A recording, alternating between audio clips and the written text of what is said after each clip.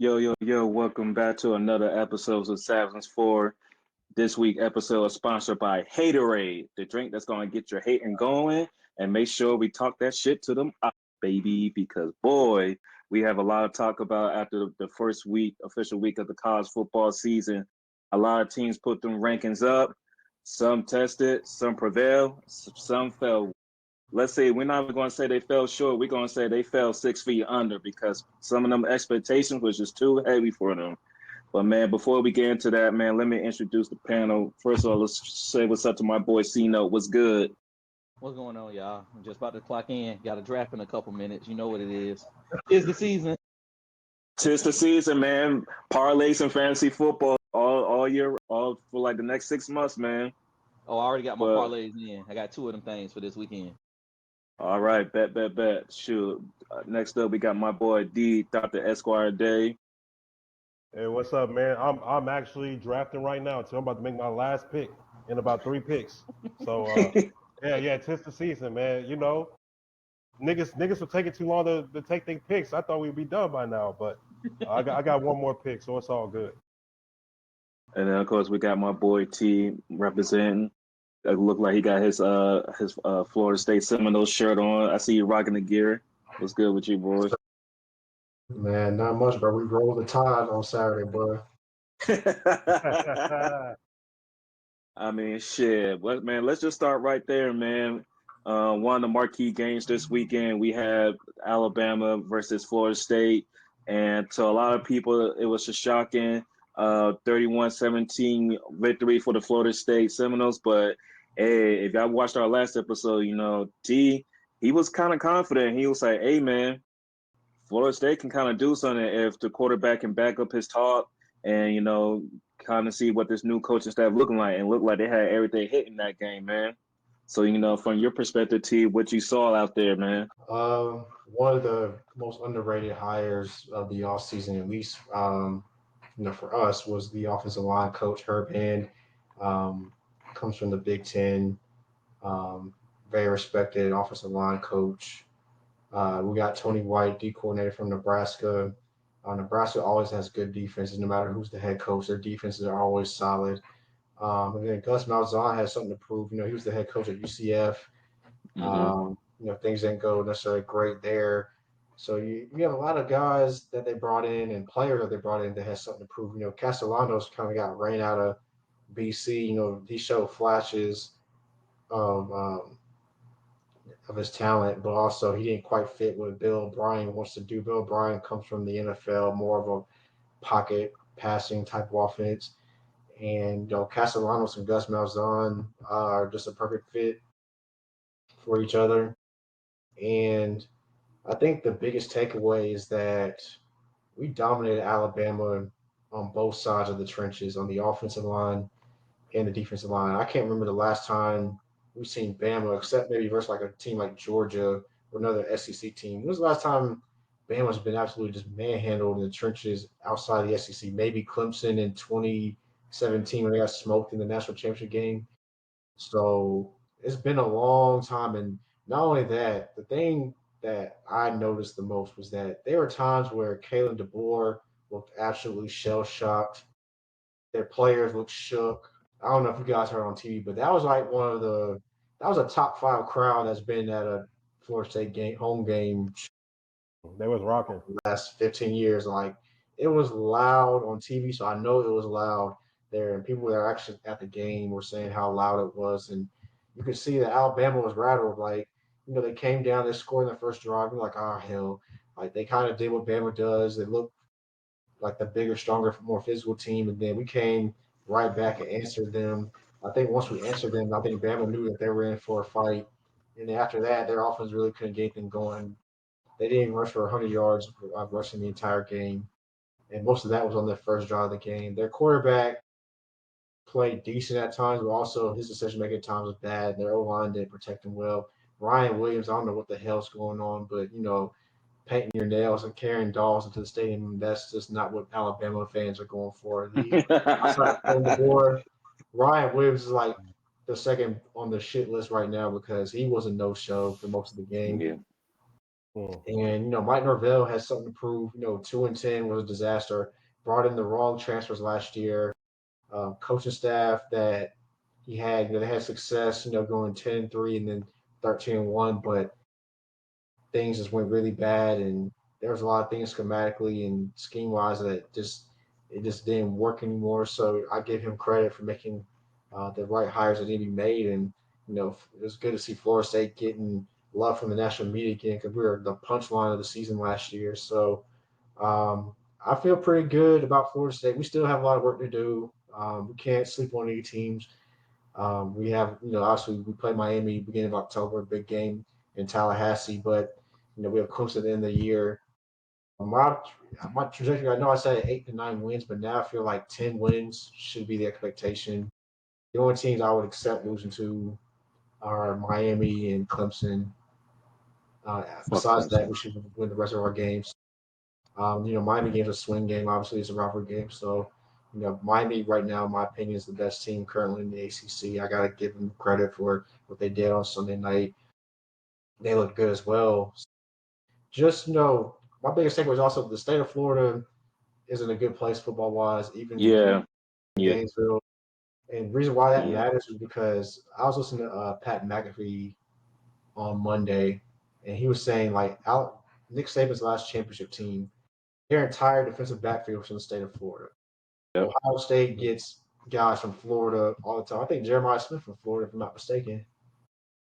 Florida State recruited him hard. It was between us and Ohio State. He ended up going to Ohio State. But if Miami can continue what they're doing and we have a great season, we're already recruiting pretty well, better than what I expected coming off a 2-10 season. But we can just steal a couple of those recruits from the Bamas, the Georgias, the Ohio States, and they stay in the state of Florida, and watch out because that's really if we can just narrow those margins recruiting wise and get more of those guys to stay in state, then we'll see, Miami, Florida State relevant moving forward on a more consistent basis. And in my opinion, college football is better when both Miami Yeah. and Florida State are good. Yeah, shout out to our boy Ant. Like he tweeted out this joint the other day, and I agree. It's like college football is just better when like the premier three teams in Florida, Florida State, Miami, when they all good and they're all clicking at the same time. College football just seems better because those Florida teams, them Florida players, they just have a different swagger to them, or they got a different feel to the different aura to them when it comes to college football. So like it was just great to kind of see like even from rivalry standpoints, just to see like not just y'all, but our stadium was rocking too. And I'm gonna be honest with you, T. Like I haven't seen that stadium that packed, that loud, that crazy for any game in a while. Even if it came to like us playing y'all or a marquee game like Carolina, like it's been like since last time y'all played Notre Dame in Miami, remember in 2017? I think that was the last time I seen that stadium that jumping. Yeah, I was like, hey, yo, this is like packed out, sold out, crazy. I was like, oh shit. But till you went back to y'all game, I mean, Ryan Williams, if we're gonna keep it a stat, what has he done since the Georgia game?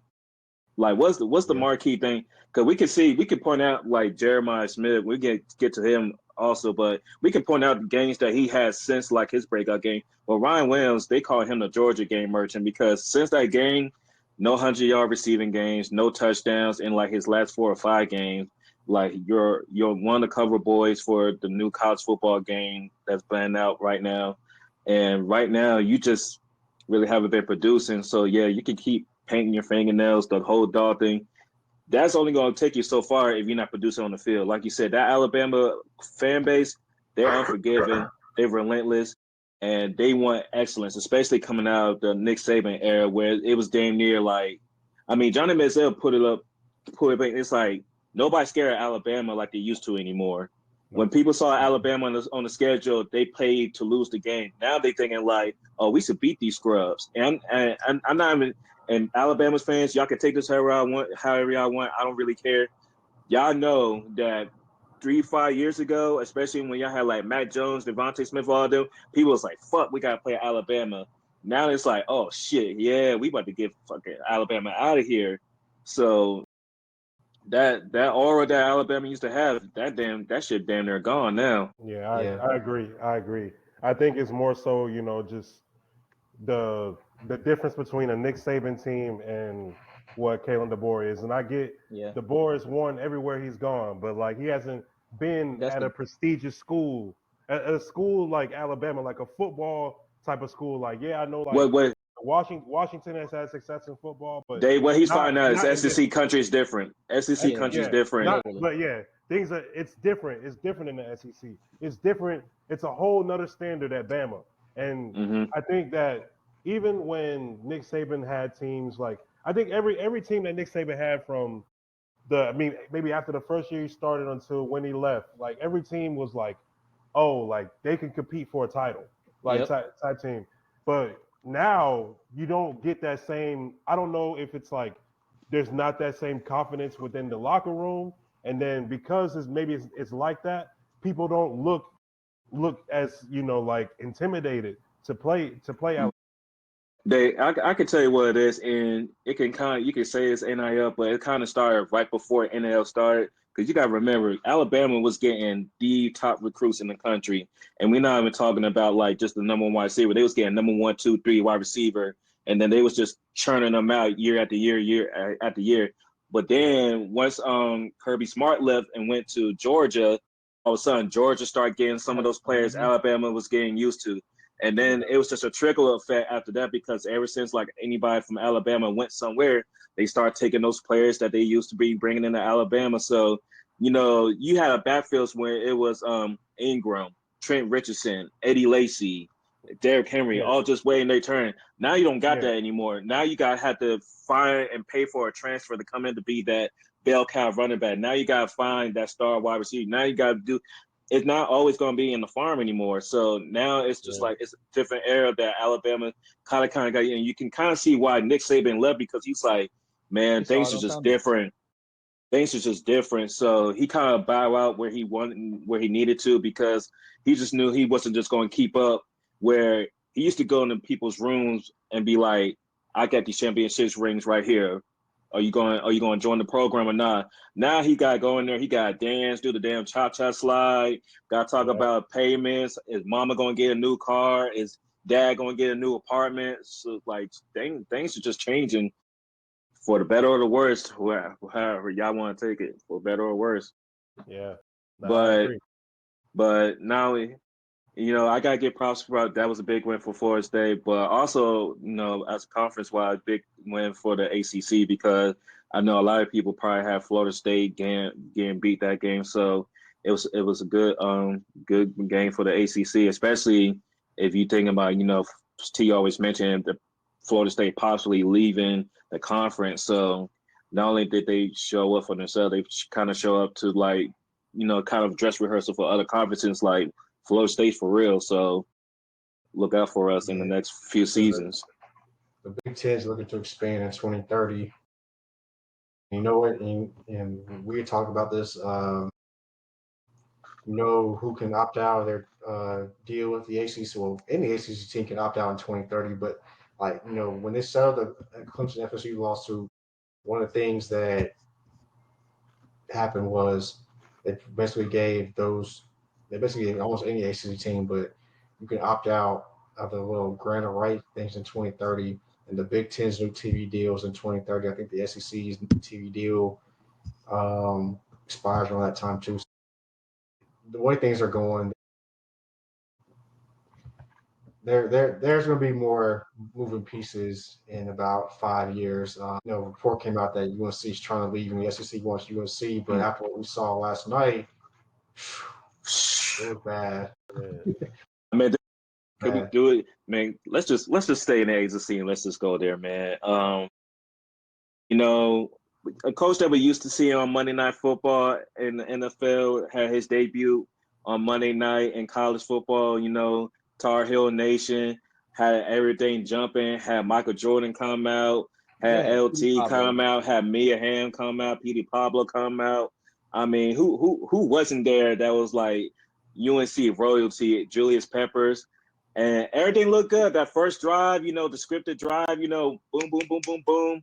Ship got that touchdown. I mean, the running back got the touchdown. I mean, everything looked good, but it all went downhill after that. Fellas, what the fuck happened last night? I think everything everything started unraveling right before. I think this happened right before halftime. Because at one point, like this particular thing happened, and all of a sudden it was like 41-7. So I missed like whatever 20 points TCU scored in the third quarter. But the pick six right before halftime changed everything. I that think was it the changed ice. everything. The quarterback stared down the receiver.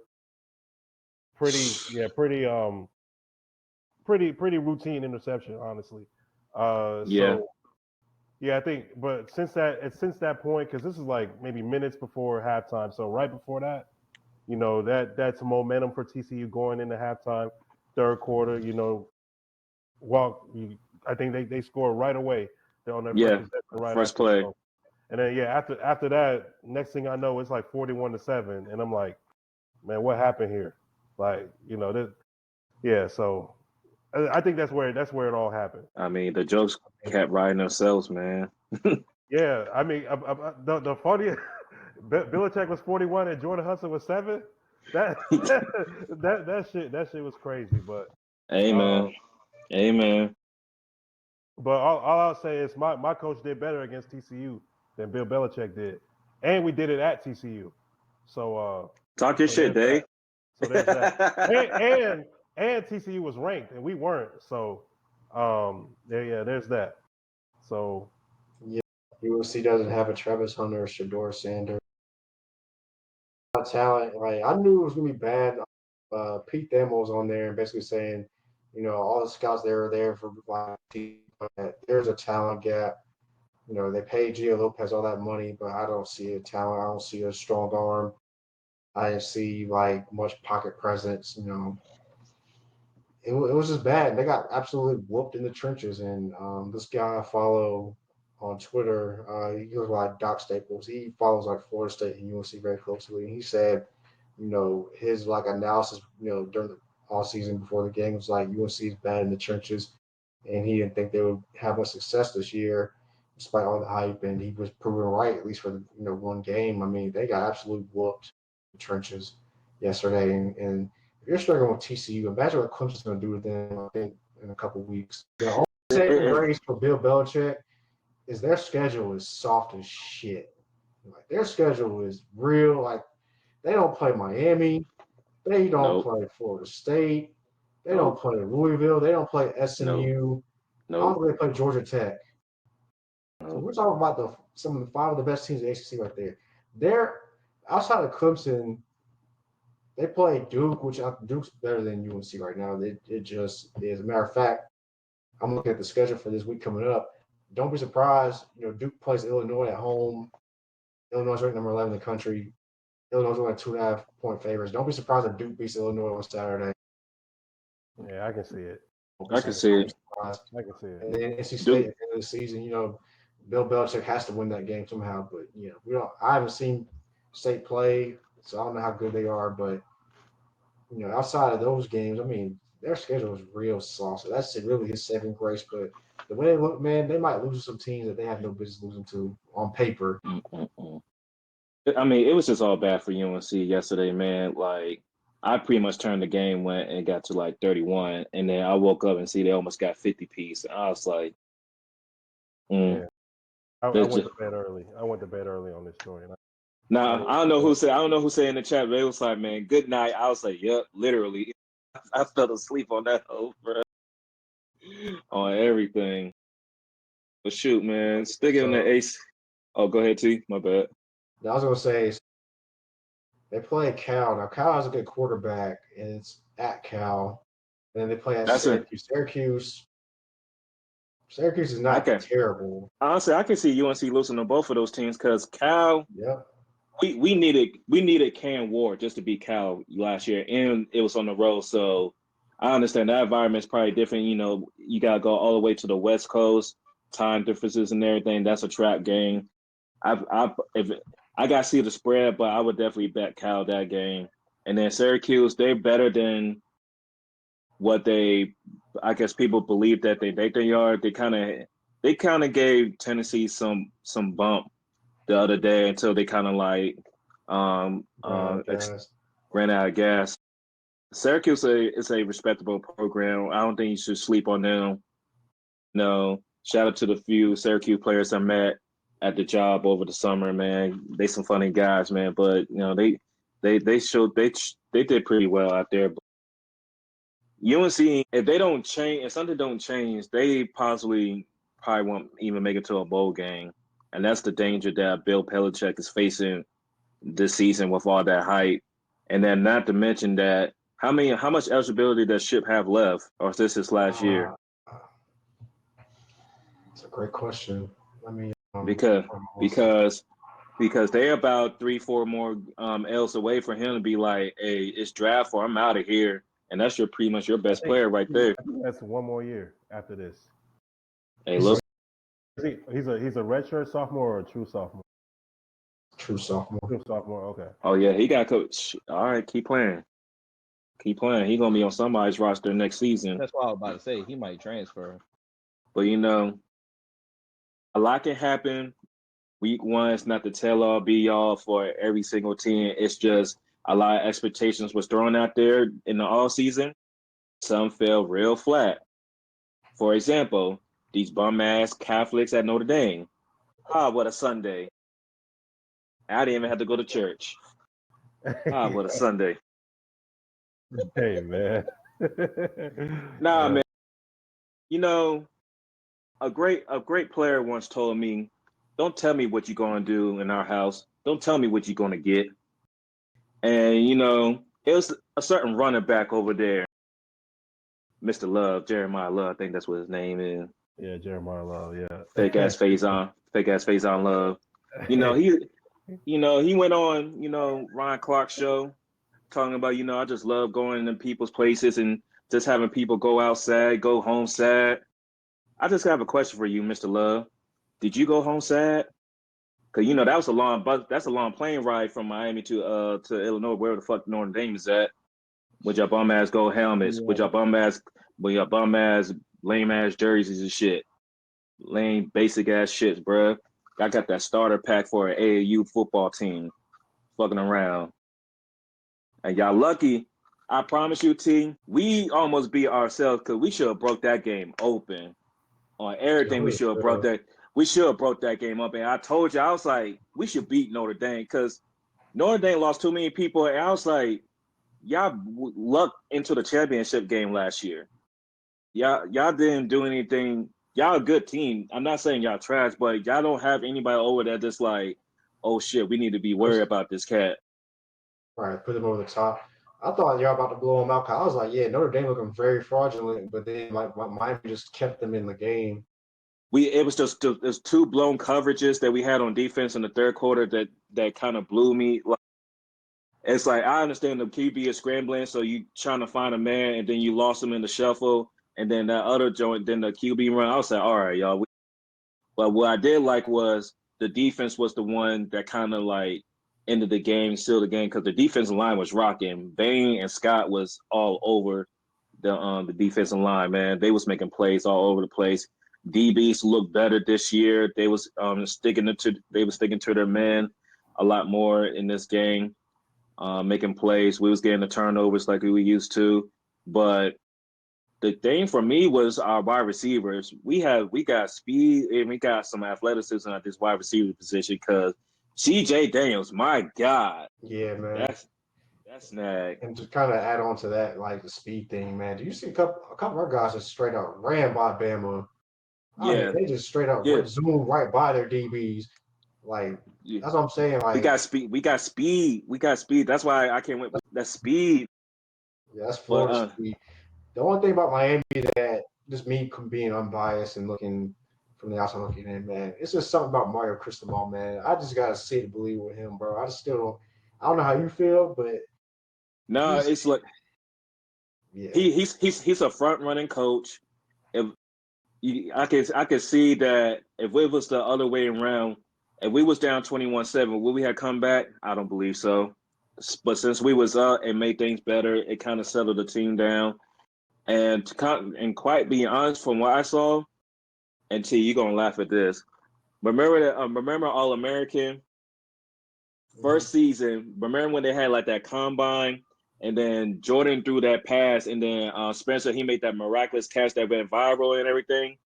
So, Jordan, his grandfather was like, he was showing him the video, and Jordan was like, yeah, you see that throw? He said, man, nobody care about that throw. They looking at that catch. Because if you watch that play, the pressure worked for Notre Dame, and he threw a bad pass, but CJ Dams made a miraculous catch, because that ball was going to end up in that DB's hand if he didn't do that, if he didn't catch the way he did. So the wide receivers made more plays than Carson Beck. Actually looked very good. He wasn't bad by any chance, but you could definitely tell. You could tell that Malachi Tony was the star of the game for Miami in the wide receiver core, and then CJ Daniels probably has one of the top catches of the season as of right now, early out the gate. So, and Malachi Tony, he only 17 years old. He's supposed to be on the recruiting chair watching us this game, but instead he's in pads going crazy. So, future looking bright for him. So I just can't wait to see what we know as this offense continues to grow and this defense continue to grow, what this Miami team can possibly do. Because if this is the Miami defense going forward, what I saw last night, hey, I'm confident that we can beat anybody, to be honest with you. Defensive line is going legit title contender. Like, I think the improvement in the defense and like the receivers, you guys lost quite a few receivers. Mm-hmm. So I think based on what we saw, Miami is legit title contender. I think as of right now, Florida State is an ACC title contender and a playoff contender. Clemson, they'll bounce back. I honestly like our chances versus them based on what I saw, because LSU had a lot of new O linemen and they held their own versus that D line. You heard a lot of hype about Peter Woods, and I forgot the other guy's name, but LSU's O line held up pretty well versus that Clemson D line, and we'll have a lot more time to prepare for them, and they also have a lot of game tape. Kay Klubnik and Clemson OC Garrett Riley, they still, in big games, they still just don't have it. Like, Kay Klubnik's the type of guy that looks good versus your run-of-the-mill ACC school or whatever. When it's time to be like an SEC team or win a big game, he just doesn't quite No, he don't stand out, but this is people's projected number one QB, though. Yeah, all right. No. Yeah, man. But speaking of QB, I think QB1 is Lenore Sellers out of South Carolina. No, I think he showed enough. Like the athleticism, the speed, the run game, and then that pass he gave to my boy Harbor from the DMV, man. I mean, South Carolina, they just got some athletic freaks on that team, man. They're a dangerous team, the SEC. They have a tough schedule, but they're a very dangerous team.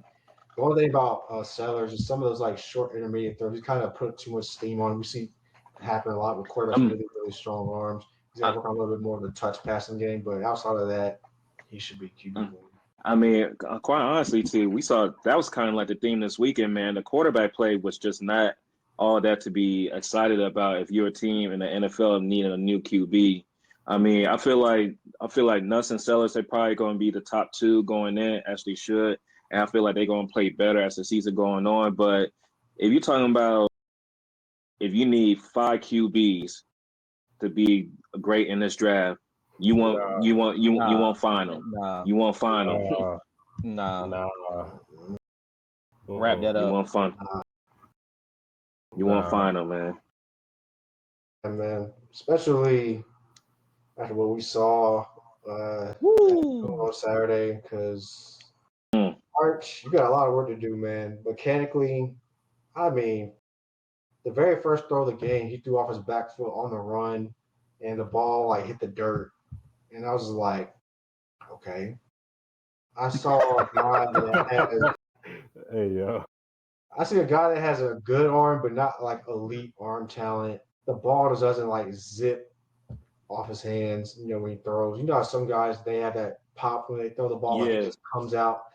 Yeah. I don't see that with Arch, but Peyton Manning didn't have a great arm either, and still was able to be a Hall of Famer. But like his mechanics, like his footwork in the pocket at times is bad.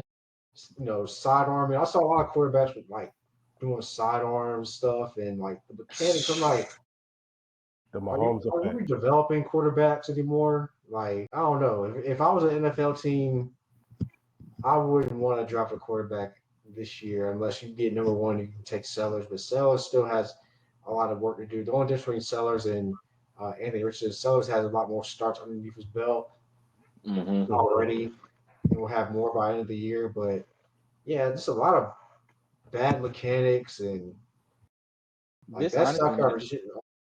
this might be the year that a quarterback won't even go top 5.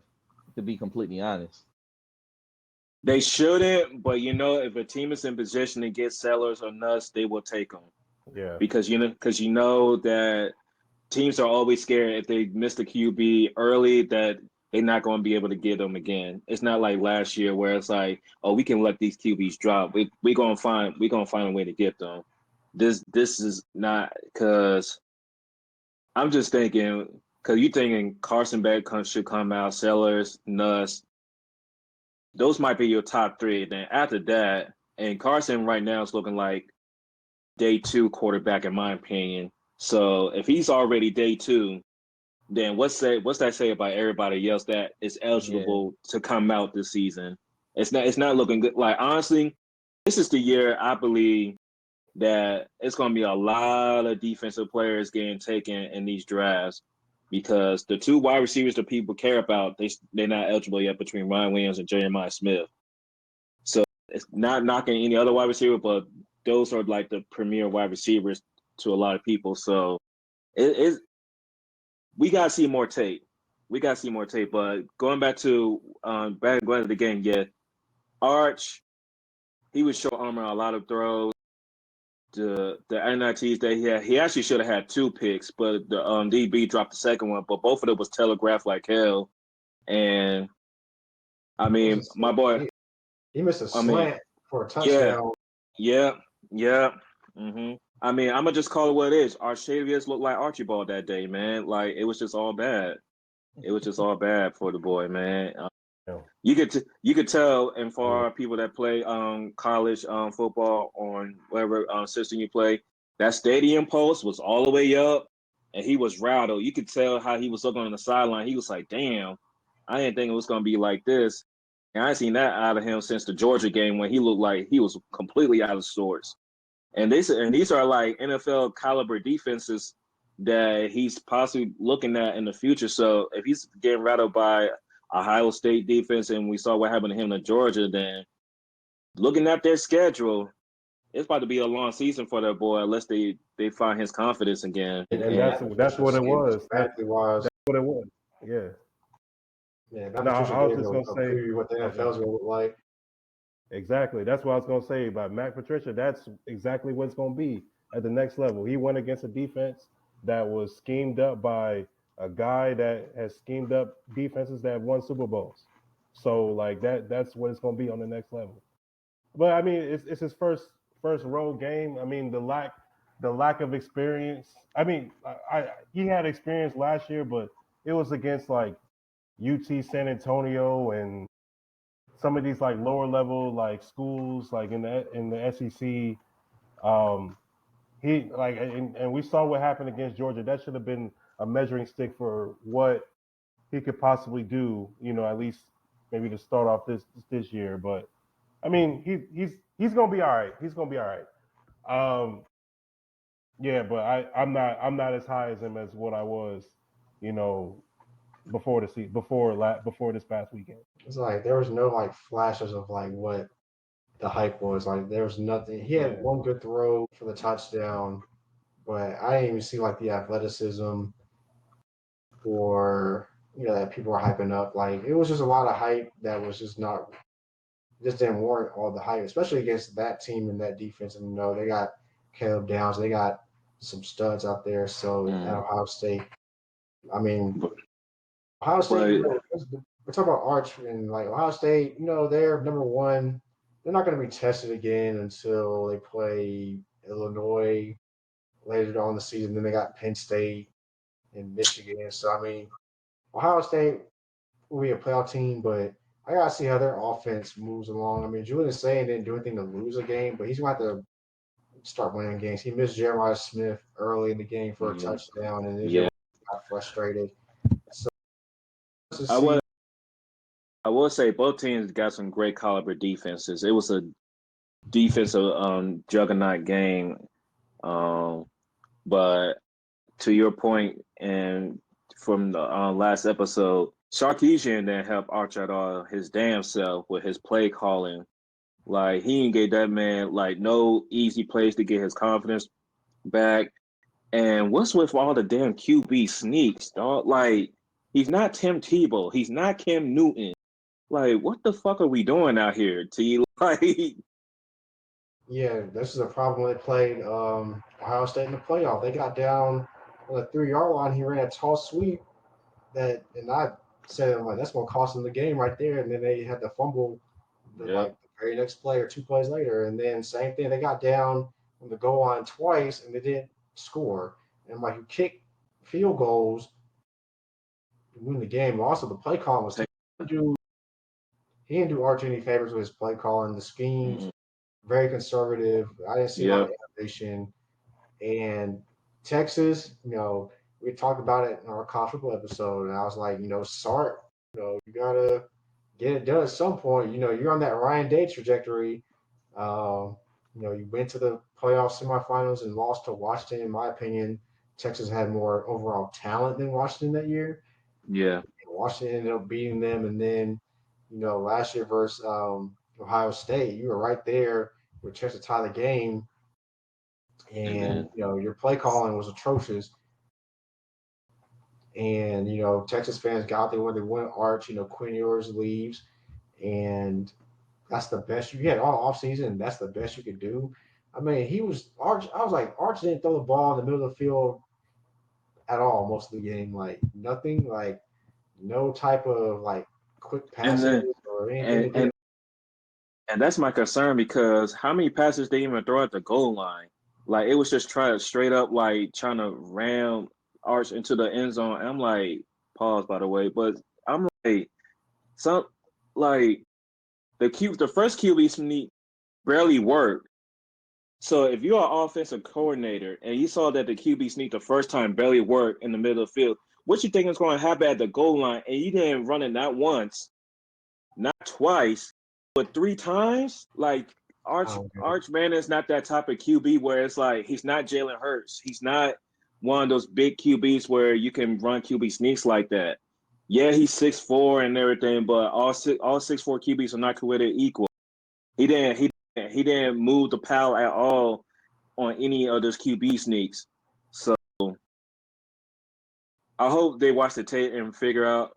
And it just lets me know. I have questions now, because like, do they believe in him throwing the football in the end zone? Like, these are questions that we might have to start asking now, because I don't know, something about that play call against Ohio State. I understand they have a good defense, but both of y'all have players on both sides of the ball where you didn't have to play that type of vanilla play call in football, in my opinion. It was crazy for me. Yeah, it was very disappointing. Texas fans are not happy with Sark, and this goes back to what I said. Like, Sarkisian, you have to get it done, because Texas, like you said, they have some games where they're going to be tested.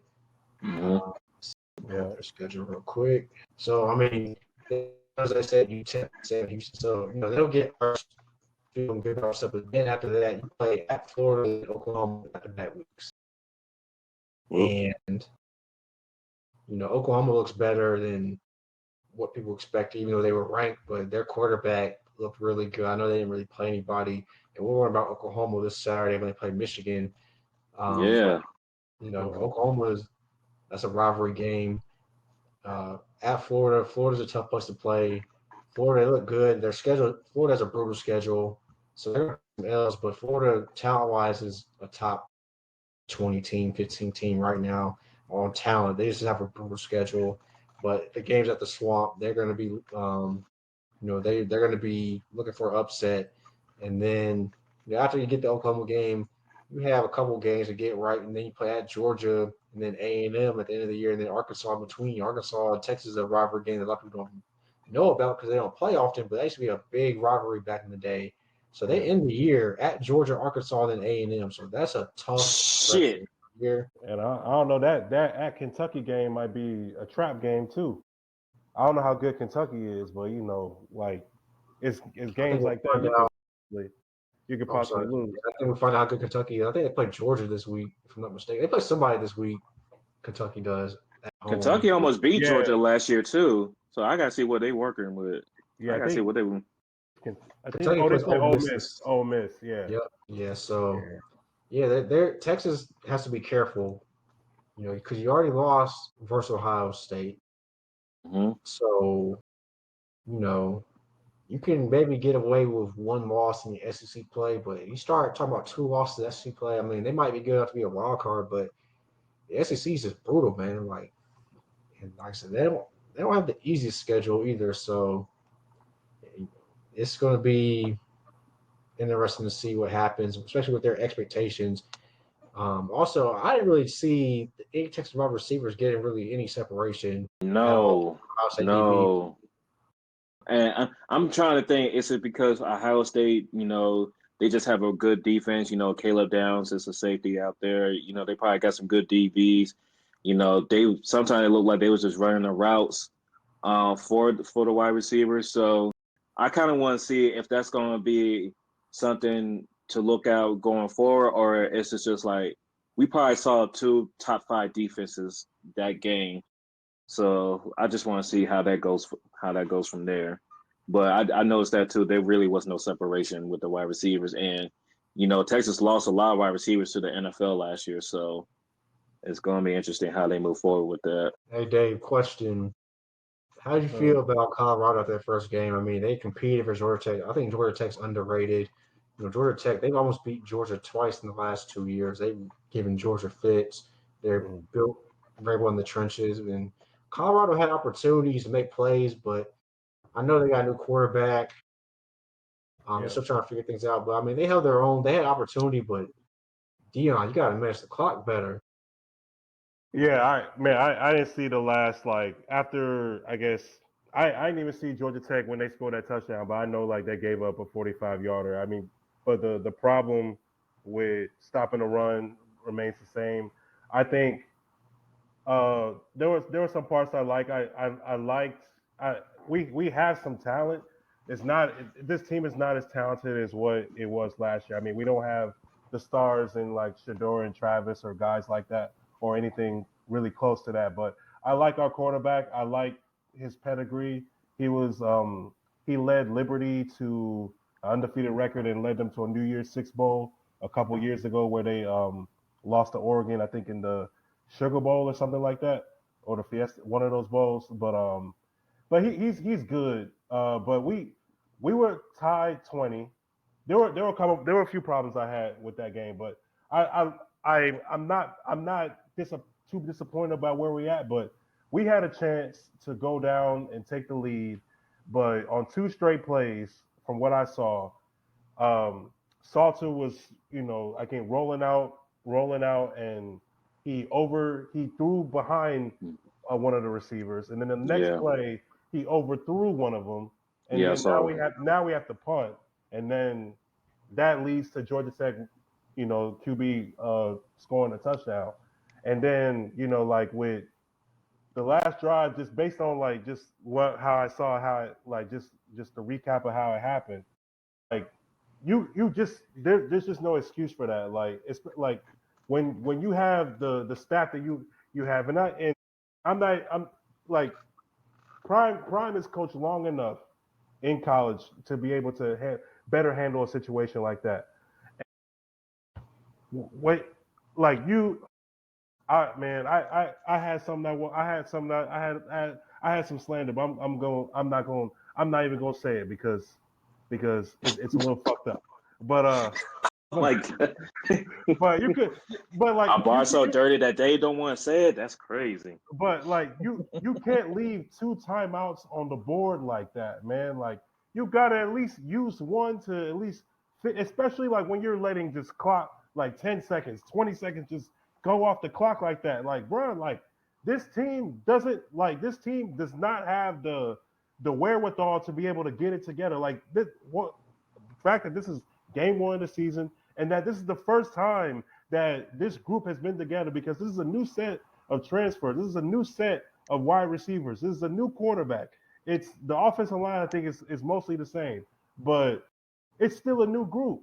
Like, you have to be able to manage, like, look, call a timeout, be like, all right, let's redo this whole thing, because the fortunate thing about college football, the clock, you get a little mini timeout, every first down, like at least for like a little while before the clock starts again. Yeah, so like things could have happened better, man. Like, fuck it, Dion, you sacrificed your bladder, man. You could have sacrificed a timeout, bro.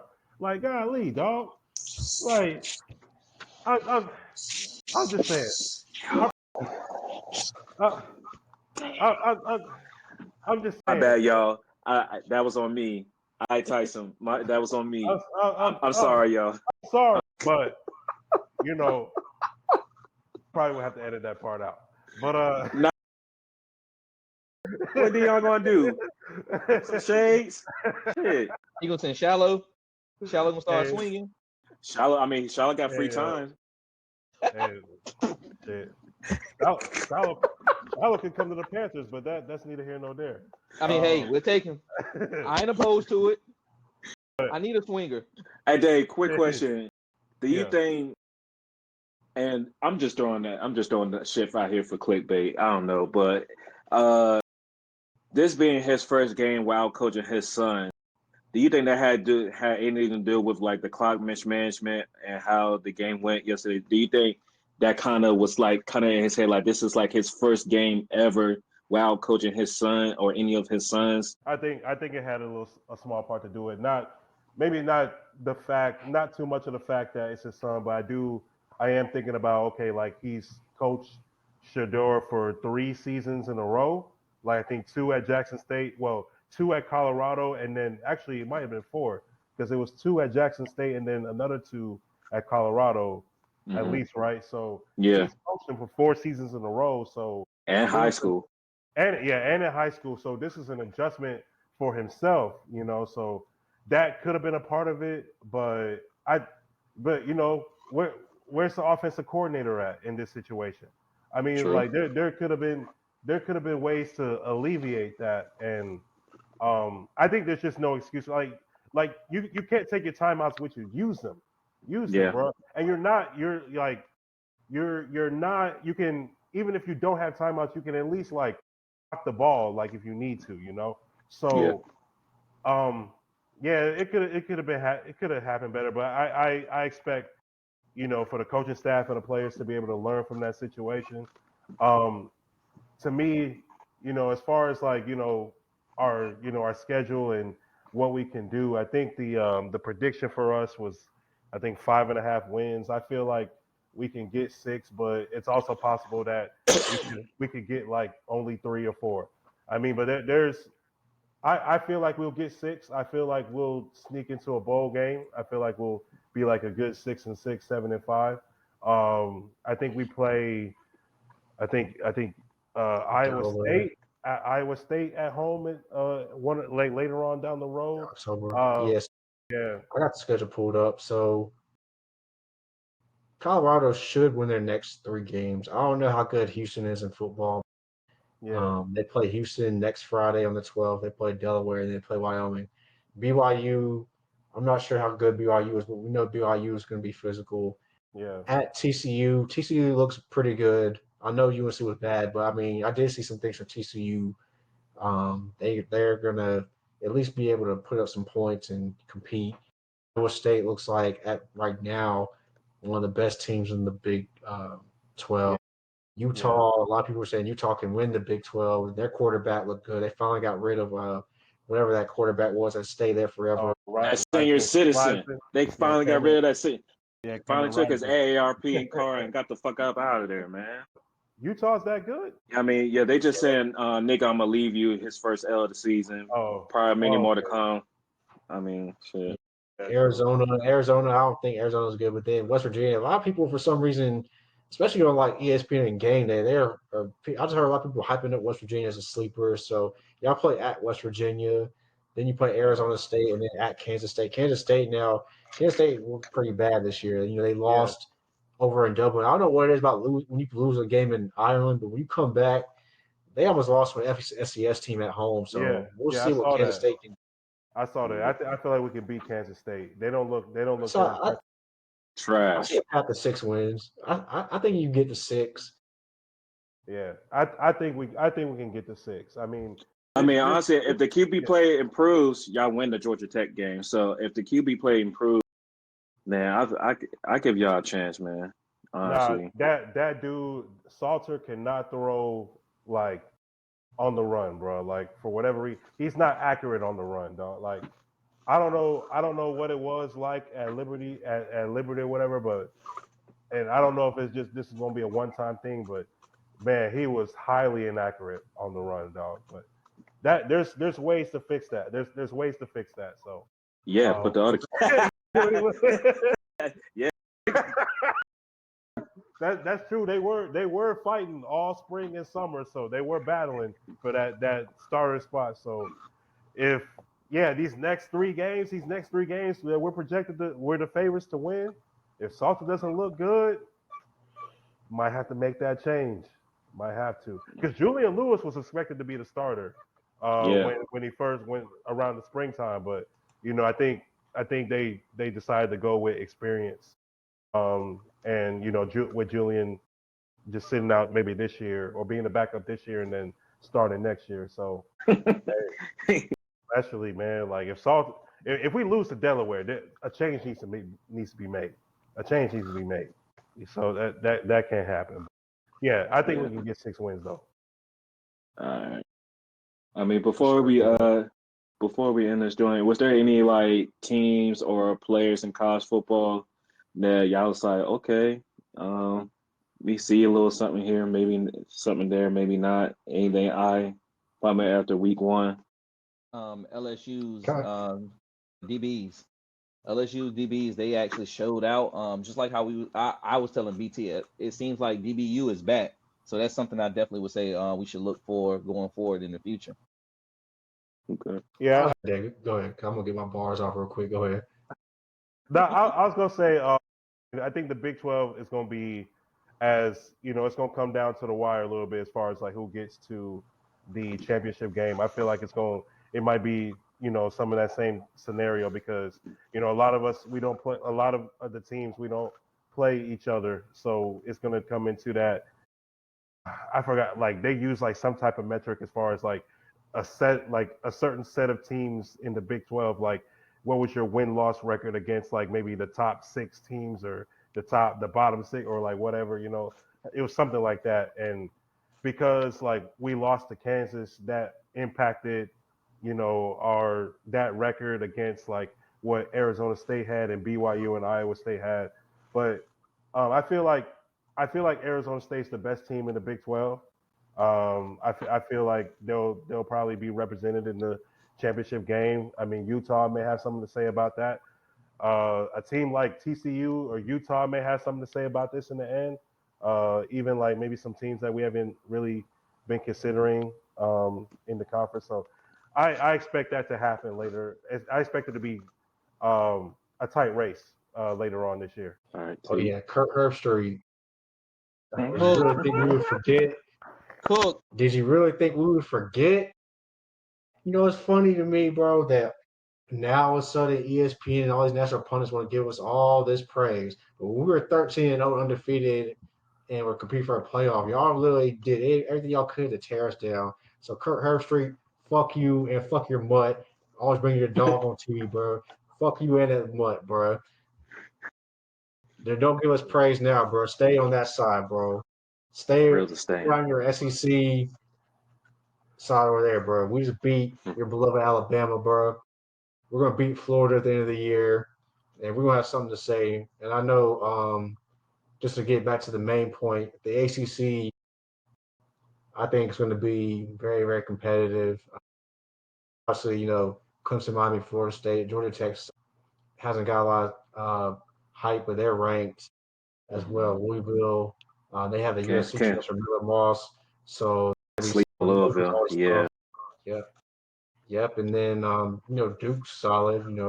They have a good infrastructure over there as well. So I think the ACC is going to be pretty competitive this year. I think they're going to get 2, possibly 3 teams in the playoff, depending on how things shake out. I see a scenario where Miami, Clemson, and Florida State each have like 10, possibly 11 wins at the end of the season. So I think there's a path that AC might get 3 teams in, especially if it's Clemson, Miami, and Florida State, because ESPN is going to want those teams in because they draw in ratings and money. So keep that in mind. ACC had a good week 1. Clemson didn't hold up there in the bargain, but fuck them and fuck Dabo. Yeah. Far as I'm concerned, I didn't even count them for ACC greatness from this weekend, man. I was like, I wanted their downfall. Fuck you mean? I don't want them to thrive at anything. Clemson won for the conference. Fuck Clemson. Bum ass niggas, fake ass Tigers. I got more respect for Tony the Tiger than their bitch ass Tiger. Fuck out of here. Frosted Flakes, nigga. Yeah. Frosted Flakes, nigga. Frosted Flakes. That stage. Fuck their leaders. Fuck that. Fuck everything about Clemson. They in a dirty ass state. They in a dirty ass city. They got dirty ass fans. Fake ass church. Ass preacher. Where the fuck they at? I don't give a fuck where they at. Where they at is dirty as shit too. Fuck them. Fuck them. Dabo ain't shit. That man said if we got paid players that I would retire. He still ain't retired. Hey, you know what, T? You know what, T? As a Miami fan, I'ma say this because it's the fucking truth. Y'all coach Norvell was way better than Dabo, and the proof has been there for 3 fucking seasons. Watch the fucking tape. Yeah, I said it. Yeah, I said it. And I want a Clemson fan to argue with me. And y'all ain't better than Miami either, because we proved that to y'all last season, bitch ass niggas. So what's up? I want y'all to jump. I want y'all to jump up here. This is a call for all y'all bum ass Clemson fans. Come on this pod. I want to have a real discussion with y'all bum ass niggas. I say what I gotta say, man. Oh, but shout out to my boy Malik Washington, freshman quarterback from Maryland. Shout out for the first game against FAU. The best is ahead, my boy. Hey, I just need someone to not let Oregon win a Big Ten championship, because Oregon, all they do is hang conference championships and meaningless bowl game fans. That's all they do. For? Jersey combinations. They play for clicks and jersey combinations and TV slots. That's what they play for. That's what they play for. But it's all good. It's all good. I know I'm gonna have ample amount of time and slander later on this season. I know it's gonna happen. Damn, man.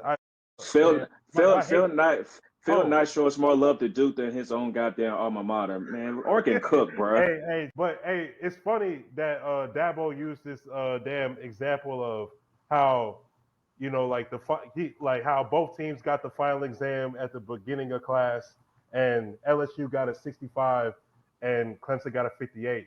Well, the last time I was in college, a 65 was passing. D's get degrees. And a 58 was an F. Get degrees. At least he was accurate in that point. Like, LSU did pass. Hey. Clemson failed. So at least he was accurate in that point. But I mean, what do you expect from a fake ass pastor? He slandered his own team. What do you expect? Yeah. Before we get on, I was gonna shout out my boy Thomas Castellanos, bro. You want to talk about calling your shot? Yeah. That man called hell for his quote. Yep. Not only did he back it up, he walked Bama down and took their soul, bro. Yeah, and talk shit after. Yeah, he talk shit after. Because we just bro. DJU, another aura. And Kaitlin Dbor, it ain't your ball. Ty Simpson, it ain't your ball. It ain't your ball. Dabo saying DJU the fuck up Florida State, man. I saw the scheme, man. He ain't slick, bro. That was atrocious. That was fucking atrocious, man. Oh man. Now, also shout out to LSU, man, for wearing those 1-0 shirts before the game, man. Man, I mean, Hey, I hate to do this to you, Arch, but that's how you fucking do it, man. If you saw how Consolano did it, if you saw how LSU did, that's how you call your shot and you produce, man. You ain't do it, man. No, but he's saying he got a red dot. He got red dot on everybody else. He got a red dot. Where's the red dot at? Shit, He ain't got no red dot the way he was throwing. Y'all saw that meme where like how I go help, I need an ambulance, or like I need a doctor for you. That's how it was. Turn the gun around on him. Hey, y'all ever watch those old Looney Tunes cartoons with Yosemite Sam? Yeah.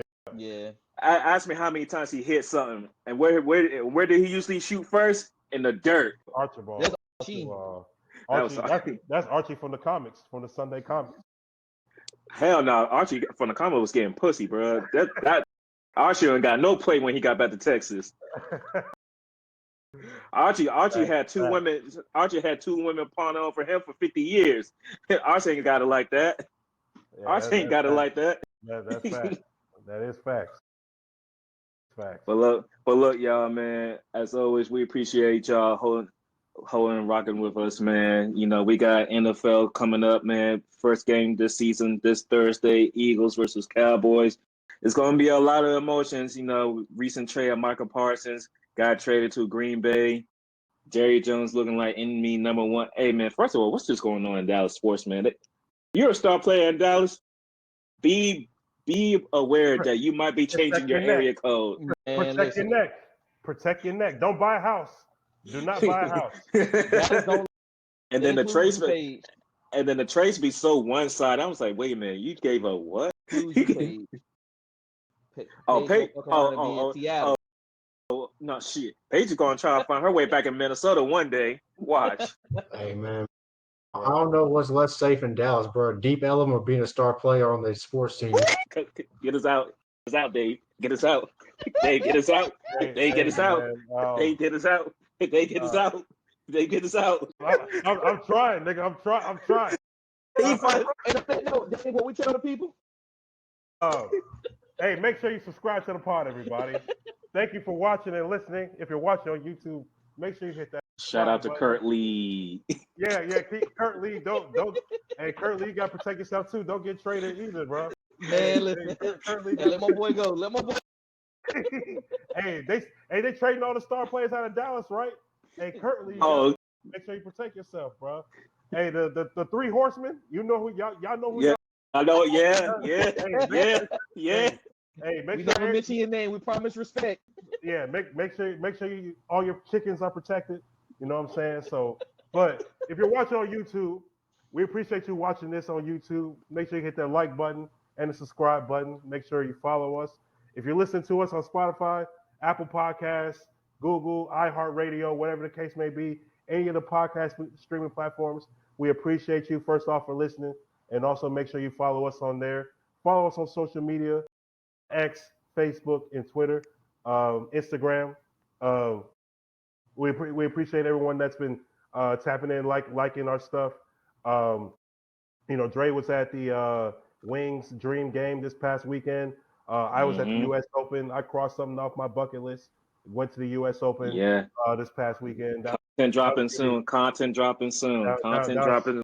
That's pretty cool. So, we're in football season now. Things are wrapping up on, the baseball, tennis side. Basketball preseason is like a month away. A month and some change away. So we're in a really good time right now. The weather's gotten colder. The bars got colder too. So make sure you stay tapped in with us. Yes, sir. Appreciate that, Dave. Hey, look, man, this is going to be another wild college football season. I expect the NFL to follow suit. Look, man, as I said in the beginning of this podcast, get your fantasy teams right, get your parlays right. Hey, man, it's all about trying to get. We're going to start doing parlay bettings again next episode after we get through these first week of NFL games. For some of y'all teams, may y'all prosper. For my ops, fuck y'all. As always, I'm with my team. I got my boy C-Note, got D, Dr. Esquire Day, I got my partner now, my boy T Hatch, man. Man, nah, man, you already know what time it is, bro. But we're gonna get to October 4th, bro. We're gonna get to October 4th, bro. We're gonna get to October 4th, bro. But look, man, this Assassin 4, man, as always, thank you for rocking with us. And we out.